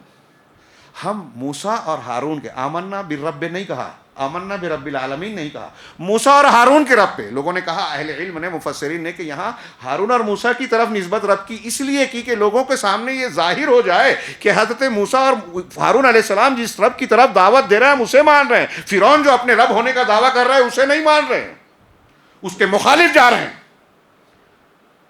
تھوڑی سوچئے, غور کیجئے. اور یہاں ایک اور بھی پہلو, نقطے پر غور کیجئے کہ جادوگروں نے معجزہ کس کے ہاتھوں سے دیکھا تھا؟ موسیٰ علیہ السلام. تو یہ کہا کہ موسیٰ علیہ السلام, ارے آپ تو بہت پہنچے ہوئے ہیں, آپ تو حاجت روائی اور مشکل کشائی کر سکتے ہیں, آپ تو ایسا کر سکتے ہیں, آپ تو ویسا, آپ ہماری بگڑی بنا دیجئے, فرعون کی بجائے آپ ہمیں انعام دے دیجئے, دنیا بنا دیجئے. کیا کہا جادوگروں نے؟ یہ بات. معجزہ دیکھا حضرت موسیٰ علیہ السلام کے ہاتھوں سے, ایمان لا رہے ہیں موسیٰ کے رب پر. اس سے پتہ چلا کہ نبی کا معجزہ, ولی کی کرامت اللہ کی طاقت سے ہوتی ہے. اگر جادوگر یہ عقیدہ رکھتے کہ یہ موسیٰ علیہ السلام کی طاقت ہے تو کبھی ایمان نہیں لاتے, ان کا مقابلہ کرتے. لیکن ان کو یہ یقین ہو گیا کہ یہ موسیٰ یا کوئی بھی انسان یہ کر ہی نہیں سکتا جو مظاہرہ ہوا ہے, یہ صرف رب العالمین کر سکتا ہے, جو انسان کے بس کی بات نہیں ہے. اس لیے موسیٰ علیہ السلام کے رب پر کرامت اور معجزے سے, کرامت اور معجزہ پیش کرنے والے آدمی کے رب پر ایمان لانا چاہیے, نہ کہ ہندوستان پاکستان میں شرک کی دکانیں اسی سے چل رہی ہیں. دعوت و تبلیغ کے نام پر توحید اور اللہ کی عظمت و کبریائی, رسول کا منہج اور سنت بیان کرنے سے زیادہ بزرگوں کے صحیح غلط واقعات بیان کیے جاتے ہیں, اور پھر ان کے حوالے سے علماء اور مشائخ کی عقیدت کا ڈھونگ رچایا جاتا ہے. میں یہ نہیں کہتا کہ ان کی عزت نہیں کرنی چاہیے, لیکن جو دائرہ ہے, شریعت کی جو حدود ہیں اسی میں. اب جادوگر جب ایمان لے آئے تو سرکش فرعون کا معاملہ دیکھیے کیا تھا. اس نے کیا کہا, کیا کیا؟ آمنتم بہ قبل ان آذن لکم. الگ الگ جگہ پہ الگ الگ جملے ہیں. یہ ایک جگہ قرآن نے کہا کہ فرعون کہتا ہے جادوگروں سے کہ ارے میری اجازت سے پہلے, میری اجازت کے بغیر تم ایمان لے آئے. انہ لکبیرکم الذی علمکم السحر, یہ تمہارا بڑا ہے, سردار ہے, جس نے تم کو جادو سکھایا ہے. حالانکہ موسیٰ علیہ السلام تم پہلی مرتبہ ان جادوگروں سے مل رہے تھے, فرعون اور فرعون کے لوگوں نے جمع کیا تھا. لیکن دیکھیے حکومت کے لوگ کیسے اپنے آپ کو بچاتے ہیں. بیان, میرے بیان کو توڑ مروڑ کر پیش کیا گیا. ہاں, فرعون نے دیکھا کہ یہ ایسا مظاہرہ ہوا جن کو میں نے موسیٰ کو رد کرنے کے لیے بلایا تھا, اتنی بڑی جمعیت اور لوگ اکٹھا ہیں ان کی آنکھوں کے سامنے, وہی جادوگر ایمان لا رہے ہیں, تو یہ تو سب کے سب مسلمان ہو جائیں گے. تو اب ان کو روکنا ہے. تو کہا ارے یہ تمہارا بڑا ہے, یہ تمہاری ملی جلی سازش ہے. ان ھذا لمکر مکرتموہ, ایک جگہ یہ جملہ ہے, یہ تمہاری سازش ہے جو تم نے مل جل کر رچی ہے, سازش کی ہے میرے خلاف. یہ میرے خلاف سازش ہے, ہمارے لیڈروں کا بیان ہوتا ہے نا, وہی بیان فرعون نے دیا یہ میرے خلاف سازش ہے. تو اب جادوگروں کو تنبیہ کی کہ لَأُصَلِّبَنَّكُمْ فِي جُذُوعِ النَّخْلِ وَلَأُقَطِّعَنَّ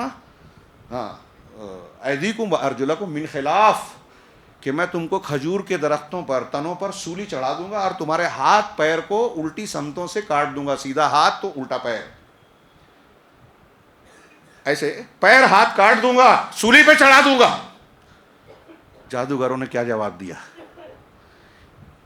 کہ ہم تو اب اس ذات کو جس نے ہم کو پیدا کیا ہے اس پر ایمان لے آئے ہیں، اب اس پر سے ہم ہٹیں گے نہیں. فقض ما انت قاض، جو تجھے کرنا ہے کر لے. اس کو میں اپنی زبان میں کہتا ہوں، اس سے پہلے بھی شاید کہہ چکا ہوں کہ جو اکھاڑنا ہے اکھاڑ لے. انک تقضی، تو کیا فیصلہ کرے گا؟ ہذہ الحیات الدنیا، دنیا کی زندگی، مرنا تو ہے ہی.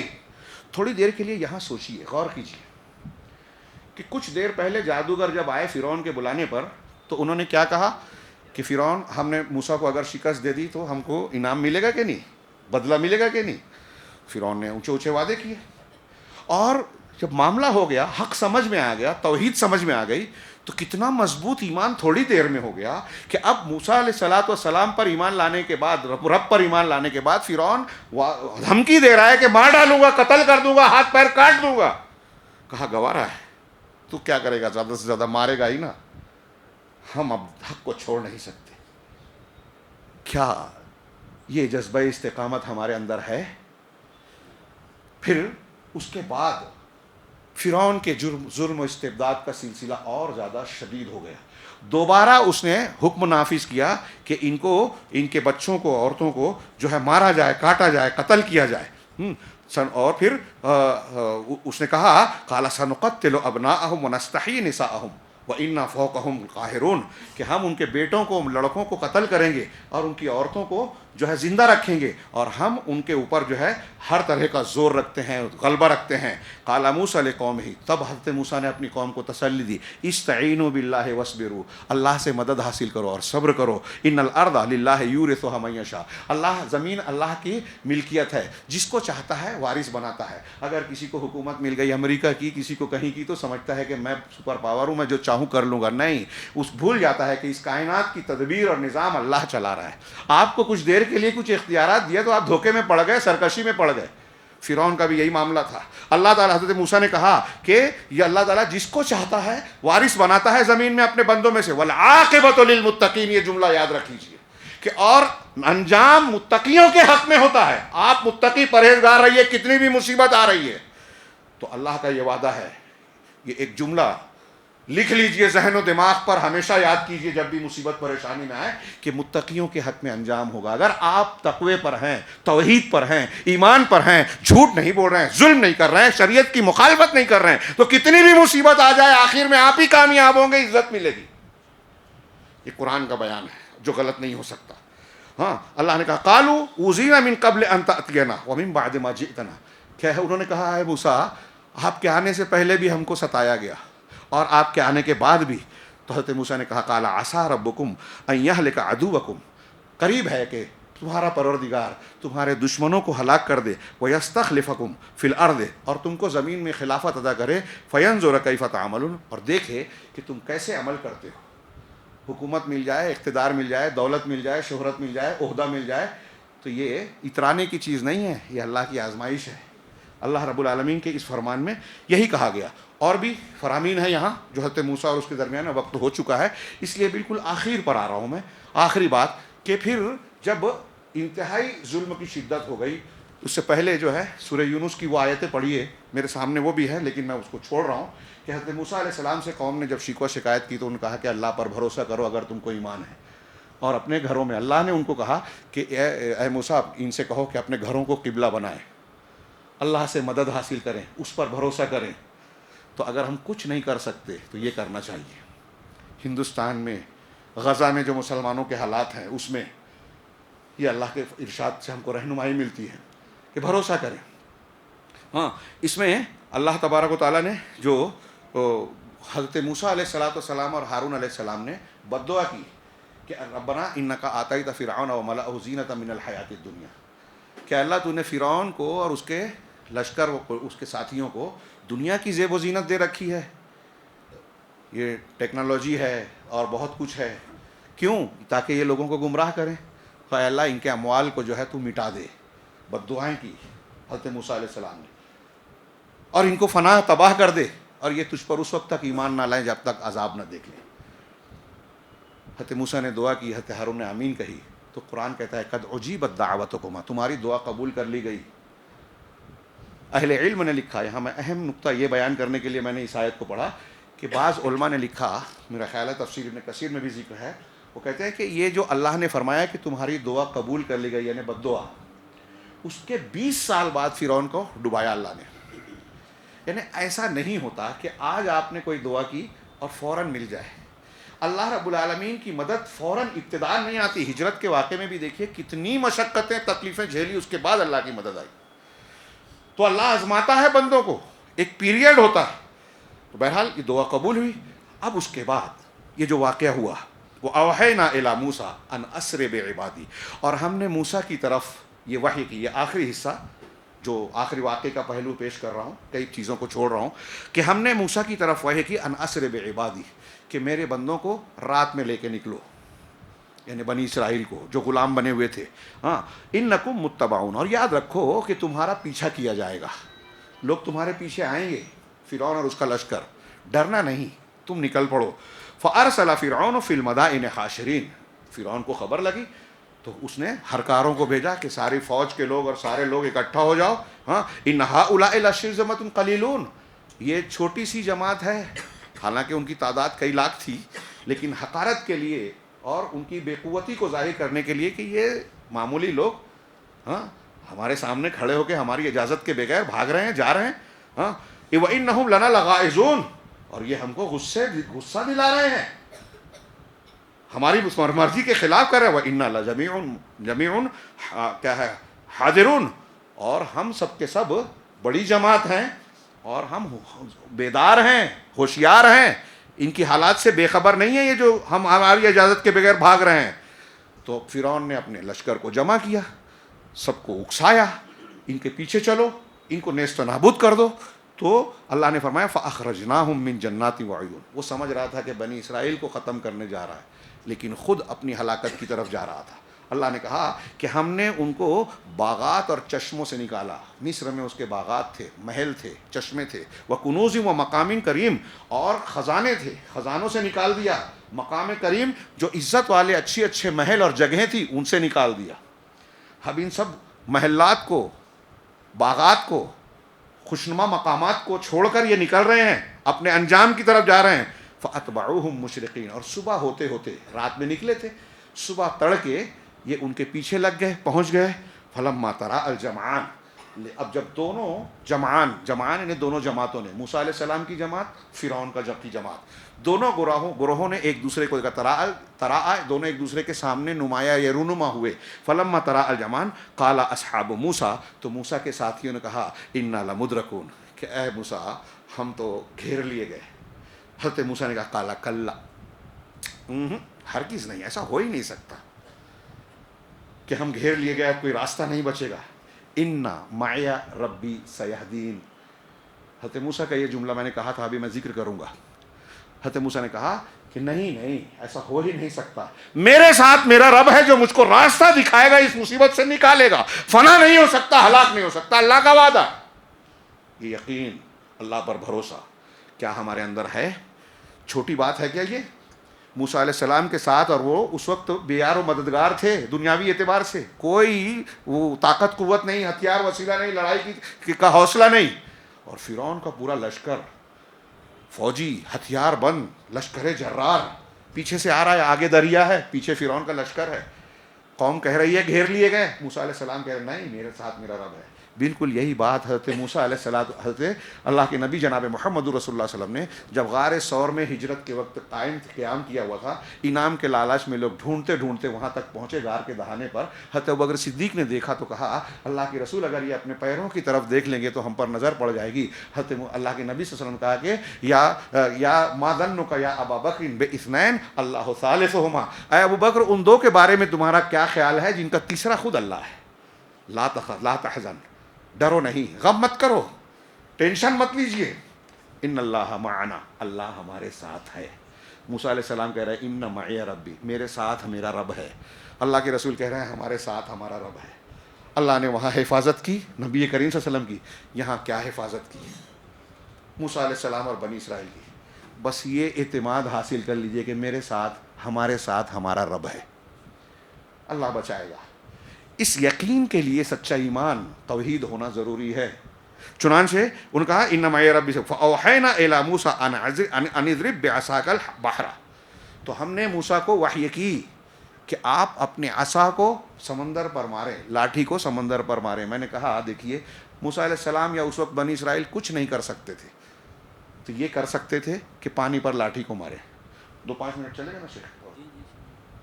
تو لاٹھی کو ماریں پانی پر.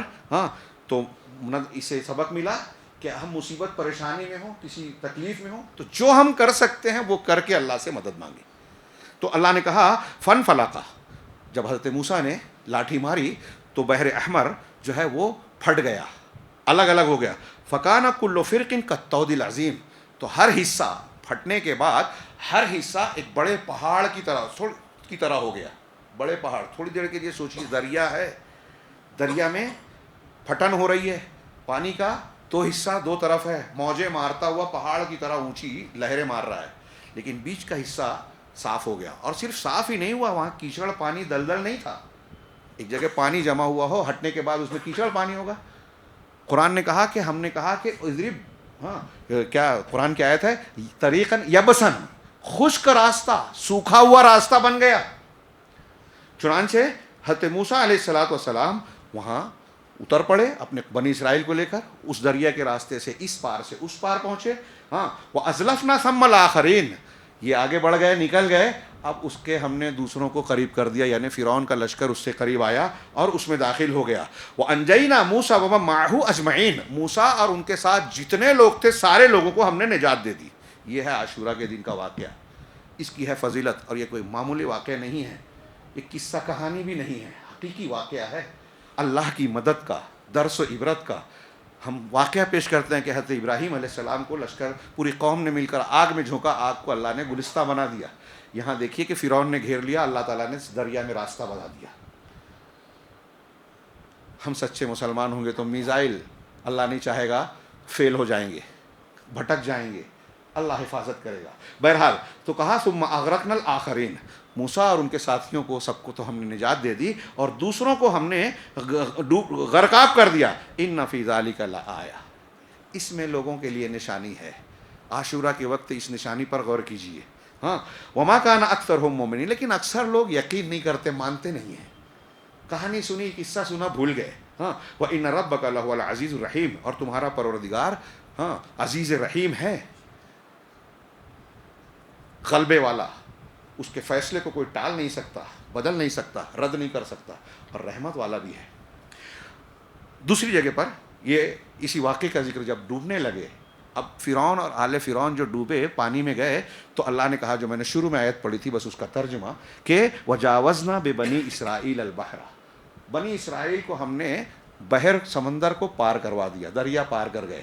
ہاں، فَأَتْبَعَهُمْ فِرْعَوْنُ وَجُنُودُهُ، یہ سورہ یونس کی آیتیں، ابھی جو میں پڑھ رہا تھا سورہ شعراء کی تھی. ہاں، سورہ یونس میں کہا کہ ہم نے بنی اسرائیل کو دریا پار کرا دیا، وہ پار کر گئے، اور فرعون اور اس کے لشکر کو جو سرکشی اور دشمنی کے ارادے سے آئے تھے، سرکشی کے ارادے سے، ظلم کے ارادے سے، ان کو پیچھے لگا دیا، وہ پیچھے آ گئے. حتی اذا ادرکہ الغرق، یہاں تک کہ جب اس کو غرق، ڈوبنے نے پکڑ لیا، یعنی جب وہ ڈوبنے لگا تو قالا، اس وقت کہتا ہے. موسیٰ علیہ السلام اور بنی اسرائیل نکل گئے، جب فرعون کا لشکر پورا بیچ میں آ گیا دریا میں، تو اب دونوں کو اللہ نے حکم دیا، جو پہاڑ کی طرح پانی اور راستہ بنا ہوا تھا پانی پھٹ کے، اب دونوں پانی کی لہریں مل گئی آپس میں. تو اب جب ڈوبنے لگا تو فرعون اس وقت کہتا ہے، کیا کہتا ہے، قال آمنت انہ لا الہ الا الذی آمنت بہ بنو اسرائیل، کہ میں ایمان لایا اس ذات پر. ہاں، میں ایمان لا رہا ہوں اس بات پر کہ اس کے سوا کوئی معبود برحق نہیں ہے، جس پر بنی اسرائیل ایمان رکھتے ہیں. ہاں، مرنے کے وقت یہ کہہ رہا ہے، ڈوبنے کے وقت. وَأَنَا مِنَ الْمُسْلِمِينَ، اور میں مسلمانوں میں سے ہوں. مرنے والا فرعون مرتا مرتا مسلمان بن گیا. ہاں، فرعون مسلم، لیکن اس کا یہ مسلمان ہونا اللہ کے یہاں قبول نہیں ہوا. چنانچہ اللہ کی طرف سے کہا گیا الآن، اب، وقد عصیت من قبل، جبکہ تو نے اس سے پہلے انکار کیا اور بار بار کیا. یہ حضرت موسیٰ علیہ السلام کے معجزات دیکھا، بار بار اللہ کی نشانیاں دیکھیں. سورہ اعراف میں پڑھیے کہ 7 نشانیاں اور ذکر کی، جوں کمل اور کیا کیا. جب بھی پریشانی میں مبتلا ہوتے، خون مینڈا کثرت سے ہو جاتے، جب حضرت موسیٰ سے کہتا کہ اللہ سے دعا کر دو، اگر تمہاری دعا قبول ہو گئی، اس مصیبت سے چھٹکارا مل گیا تو ایمان لے آئیں گے. موسیٰ علیہ السلام دعا کرتے، مصیبت چھڑ جاتی، پھر اس کے بعد وہی حرکت. بار بار موقع دیا گیا اللہ تعالیٰ نے. اللہ تعالیٰ فوراً عذاب نہیں دیتا. کتنا رحیم ہے وہ، کتنا رحمان اور کریم ہے. سوچئے ہم چھوٹا سا ہم گناہ کریں، اگر پکڑ لے تو ہم چلتے پھرتے نظر نہ آئیں. قرآن کہتا ہے کافروں کو بھی اللہ موقع دے رہا ہے. فرعون جیسے سرکش کو بھی اللہ نے موقع دیا. موسیٰ علیہ السلام سے کہا جاؤ، شاید وہ ہو سکتا ہے کہ وہ خشیت اختیار کر لے. موقع دیا اور کہا کہ اس سے نرم بات کرنا.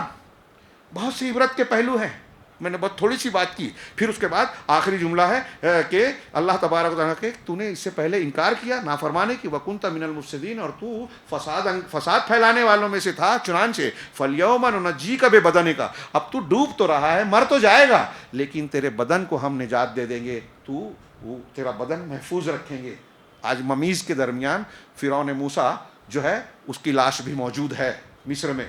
یہ اللہ رب العالمین کے اس فرمان کی جیتی جاتی حقیقت اور قرآن کی حقانیت کا ثبوت ہے کہ تجھ کو تیرے بدن کے ساتھ نجات دیں گے. کیوں دیں گے؟ لِتَكُونَ لِمَنْ خَلْفَكَ آیَةً، تاکہ تو اپنے بعد والوں کے لیے نشانی بن جائے، نشان عبرت بن جائے. سوچئے کہ لوگ دیکھ کر محسوس کریں کہ جو شخص اپنے آپ کو رب اعلیٰ کہتا تھا وہ مردہ شکل میں پڑا ہوا ہے، اب بے حس و حرکت ہے، کوئی طاقت قوت نہیں ہے. فنا کیا گیا کس کے پیچھے؟ جو اس کے سامنے کوئی طاقت نہیں رکھتے تھے، بنی اسرائیل. باطل پرست کتنی بھی طاقت پا لے وے، اہل باطل، اہل کفر و مسلمانوں کے دشمن کتنی بھی طاقت پا لے وے، اگر اہل حق پر قائم ہے، ان کا انجام فرعون کی طرح ہونا ہے. ہر فرعون وقت کا اپنے آپ کو سمجھتا ہے کہ میں بہت چالاک ہوں. وہ فرعون بے وقوف تھا جو ڈوب گیا، میں نہیں ڈوبوں گا، ایسا سمجھتا ہے. لیکن ہر فرعون جو فرعون کے نقش قدم پر ہے وہ اسی انجام کو پہنچے گا. کوئی ڈوبتا ہے، کوئی کسی اور طریقے سے فنا ہوتا ہے. انجام کار اس کو فنا ہونا ہے، اس کی حکومت کا زوال طے ہے. لیکن جب جس کو حکومت ملتی ہے تو وہ ہوا میں اڑتا ہے. میرے پاس بہت طاقت ہے، میں جو چاہوں کر لوں، میں یہ کر لوں، میں وہ کر لوں. بہرحال اللہ نے فرمایا تاکہ تو بعد والوں کے لیے نشانی. وَإِنَّ كَثِيرًا مِنَ النَّاسِ عَنْ آيَاتِنَا لَغَافِلُونَ، اور ہم میں سے ہماری لوگوں میں بہت سارے لوگ ہیں جو ہماری نشانیوں سے غافل ہیں. یہاں ان میں جو میں نے کچھ دروس کا ذکر کیا کہ موسیٰ علیہ السلام کو، بنی اسرائیل کو اللہ نے نجات دی، حق کو غلبہ دیا، فرعون اور آل فرعون کو فنا کر دیا، باطل کو نیست و نابود اور پسپا کیا. یہ جو اللہ کا قانون ہے اس میں کوئی تبدیلی ہونے والی نہیں ہے. آج قیامت تک یہی ہونا ہے. حق غالب ہوگا، چاہے پریشانی میں مبتلا ہو، آزمائشوں سے گزرتا ہو، ہم کو دکھائی دیتا ہو کہ یہ پریشان ہیں، بم گر رہے ہیں، قید کیے جا رہے ہیں، ان کو گھیرا جا رہا ہے، قانون بنایا جا رہا ہے، شہریت چھینی جا رہی ہے، ستائے جا رہے ہیں، جھوٹے کیس ڈالے جا رہے ہیں. لیکن ہم اس وقت عذاب کی شکل میں ان مصیبتوں میں مبتلا رہیں گے جب ہم توحید سے، سنت سے دور ہوں گے، اللہ کی شریعت کو چھوڑ کر بدعت و خرافات کو مانتے رہیں گے. تب تک یہ ہمارے لیے عذاب ہوگا. اور اگر ہم توحید و سنت والے بن جائیں، شریعت کے تابع دار بن جائیں، تو ان واقعات میں ہمارے لیے تسلی کا بھرپور سامان ہے کہ آپ جب حق پر ہیں تو وَالْعَاقِبَةُ لِلْمُتَّقِينَ، انجام متقیوں کے حق میں ہوگا. فرعون کا انجام عبرتناک ہوگا، اس کو ہلاک ہونا ہے، فنا ہونا ہے. اللہ رب العالمین سے دعا ہے کہ وہ ہمیں حضرت موسیٰ علیہ السلام کے واقعات میں جو درس و عبرت اللہ نے بیان کیے ہیں قرآن میں بار بار ذکر کر کے، ان دروس و اسباق کو ہماری اپنی زندگی، عقیدے اور عمل میں اختیار کرنے کی رب العالمین ہمیں توفیق عطا فرمائے، اور اس کے برکت سے دنیا میں ہمیں عزت عطا فرمائے، ذلت سے محفوظ رکھے، اور آخرت میں ہر قسم کے عذاب اور فتنے سے محفوظ رکھتے ہوئے کامیابی سے نوازے. وآخر دعوانا ان الحمد للہ رب العالمین وصلی اللہ علیہ نبینا محمد.